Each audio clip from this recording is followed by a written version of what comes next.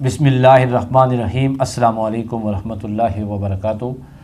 अज़ीज़ दोस्तों, आज मैंने अपनी डायरी का एक वर्क पढ़ा तो मुझे अपने ही लिखे हुए एक जुमले पर बेइख्तियार हंसी भी आई और दिल बहुत खुश भी हुआ और उदास भी हुआ।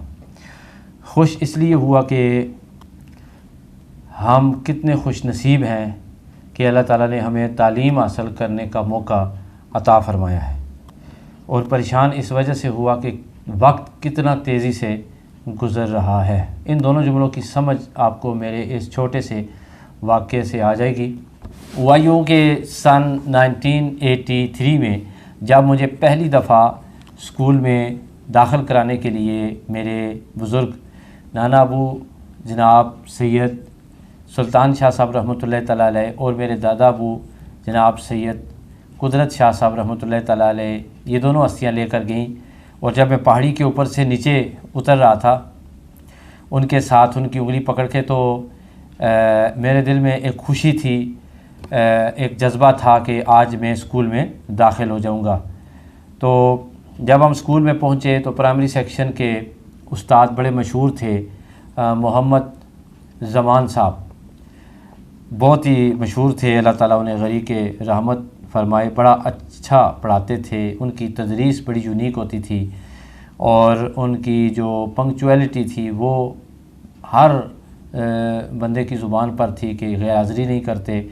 पढ़ाते बड़ा अच्छा हैं, रोज़ाना तख्ती लिखवाते हैं, स्लेटी के साथ स्लेट पर भी लिखवाते हैं, काम भी चेक करते हैं, होमवर्क भी देते हैं, पढ़ाई भी पढ़ाते हैं। तो बड़े अच्छे उस्ताद थे, उनकी शोहरत भी बड़ी अच्छी थी।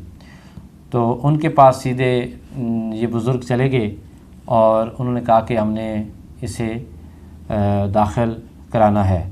मोहम्मद ज़मान साहब का वो जुमला मेरे कानों में अब भी गूंजता है कि जब उन्होंने मेरे बुज़ुर्गों से पूछा कि ये निके शाह जी किधर आंदा ने, तो यानी इस छोटे शाह साहब को आप कहाँ लेकर आए हैं। तो उस पर जवाब दिया गया कि इन्हें आज स्कूल में दाखिल कराने के लिए लेके आए हैं। तो मोहम्मद ज़मान साहब ने टेस्ट लिया, वो टेस्ट अजीब था।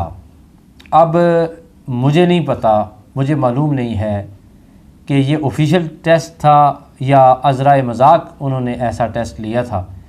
ये जो गली बनिया स्कूल में पढ़ाते रहे हैं या मेरी एज के लोग पढ़ते रहे हैं या बड़े बड़े उस्ताद हैं हमारे इलाके में कि उस दौर में ये टेस्ट होता था या नहीं होता था। बहरहाल मेरा ये टेस्ट लिया गया।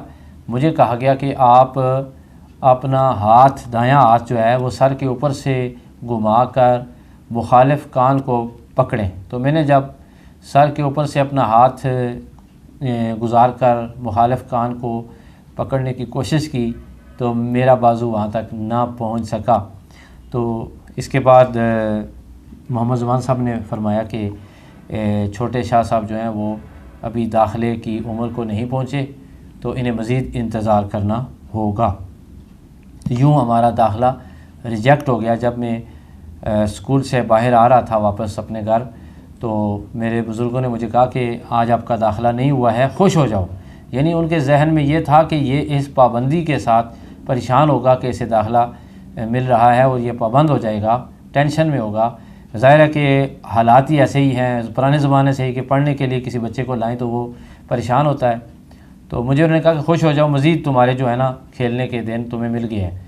तो मैं खुशी के बजाय परेशान था कि मेरा दाखिला क्यों नहीं हुआ।